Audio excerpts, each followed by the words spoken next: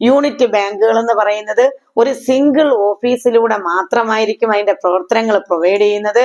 They have no branches. അവർക്ക് branches ഇല്ല.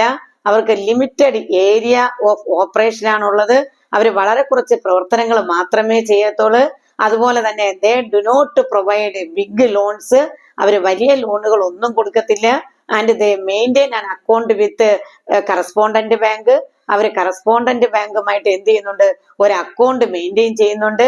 ആ കറസ്പോണ്ടന്റ് ബാങ്ക് എന്ന് പറയുന്നത് ഒരു ബിഗ്ഗർ ബാങ്ക് ആയിരിക്കും. ഈ യൂണിറ്റ് ബാങ്ക് അവരുടെ കസ്റ്റമേഴ്സിന് എന്ത് കൊടുക്കുന്നുണ്ട്?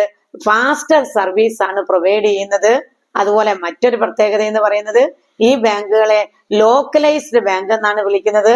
അതിന്റെ കാരണം അവർ ആ ലിമിറ്റഡ് കമ്മ്യൂണിറ്റിയിൽ മാത്രമേ പ്രവർത്തനങ്ങൾ കൊടുക്കുന്നുള്ളൂ. അതുകൊണ്ട് ഈ ബാങ്കുകളെ നമ്മൾ എന്തെന്ന് വിളിക്കുന്നുണ്ട്?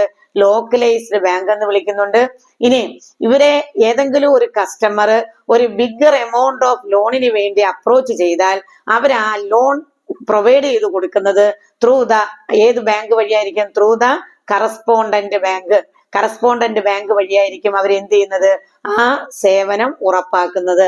ഇനി ഈ ബാങ്കുകളുടെ നേറ്റീവ് പ്ലേസ് അല്ലെങ്കിൽ യൂണിറ്റ് ബാങ്കിന്റെ നേറ്റീവ് പ്ലേസ് ഏതാന്ന് ചോദിച്ചാൽ USA ആണ്. ഓക്കെ, അപ്പൊ ഈ യൂണിറ്റ് ബാങ്കിനെ പറ്റി ഇത്രയും പോയിന്റുകൾ നിങ്ങൾ അറിഞ്ഞിരുന്നാൽ മതി. യൂണിറ്റ് ബാങ്കിന്റെ കാര്യം ക്ലിയർ ആയോ?